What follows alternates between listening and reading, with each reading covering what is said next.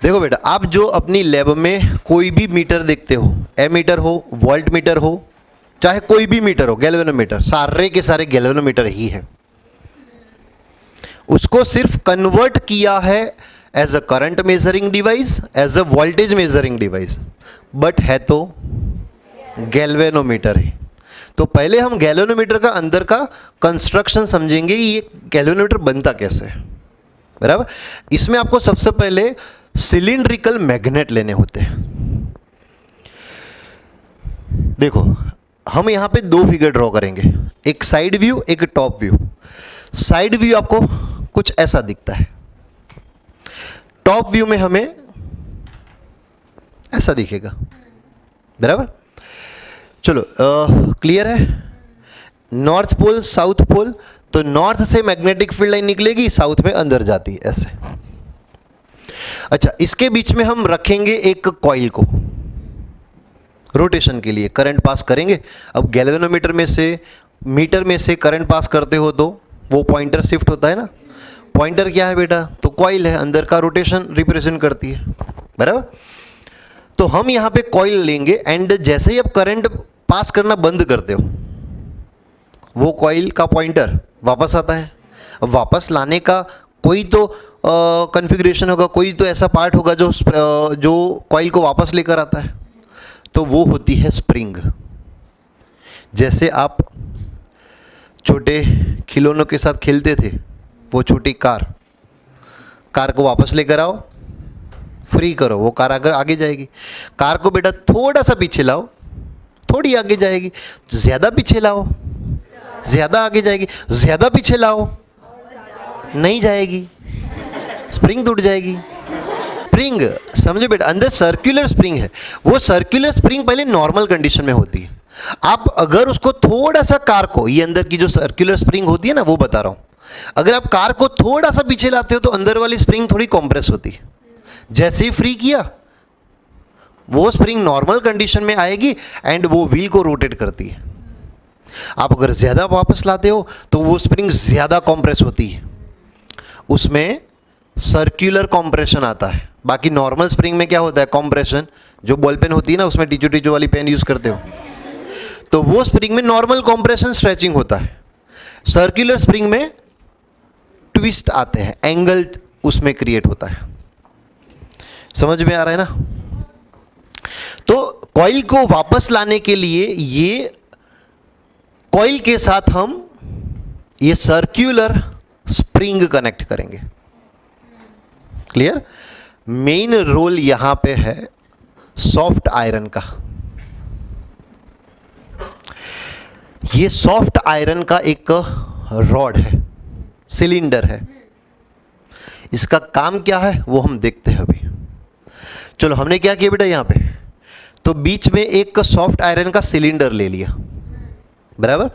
तो कॉइल के बीच में अगर आप सिलेंडर रखते हो तो जो मैग्नेटिक फील्ड होता है वो चेंज हो जाता है। जैसे हमने फर्स्ट चैप्टर में देखा था, दो चार्जेस के बीच में अगर आप डाइलेक्ट्रिक मीडियम रखते हो, कैपेसिटर के बीच में अगर आप कोई मीडियम रखते हो तो कैपेसिटेंस चेंज होता है। वैसा ही कोई कॉइल में अगर आप कोई दूसरा मीडियम रखते हो तो मैग्नेटिक फील्ड अलग हो जाता है, बराबर। एंड हम एक ऐसा मटेरियल चूज करेंगे जिससे अंदर का मैग्नेटिक फील्ड बढ़ जाए। क्लियर ना?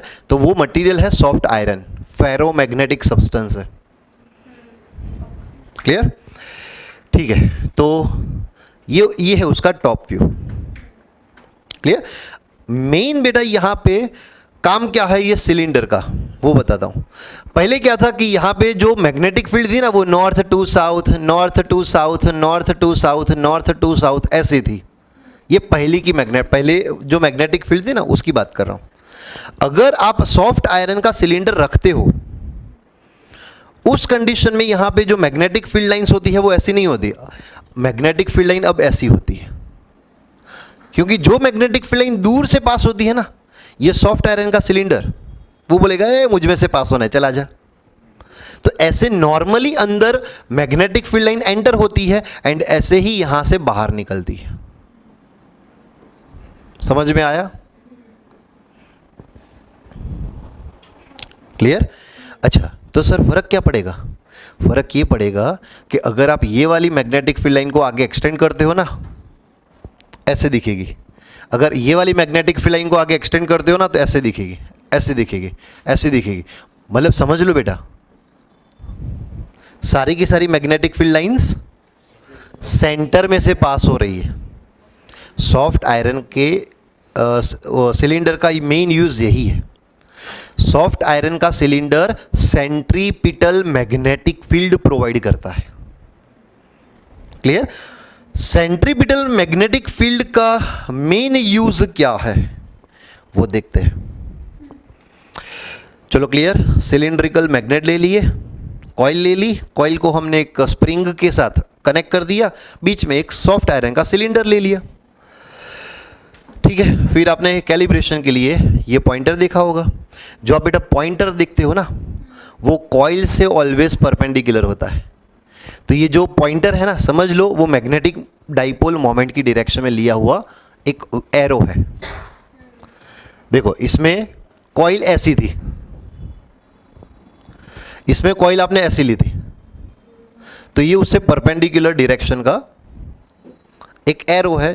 Pointer always generally magnetic moment की डायरेक्शन में हम लेते हैं। क्लियर ना? चलो, एंड ये उसका कवर आ गया, मतलब ये हो गया अपना गैल्वेनोमीटर। कोई डाउट है? क्लियर? ठीक है बेटा, अब गैल्वेनोमीटर सिर्फ और सिर्फ करंट डिटेक्टिंग डिवाइस है।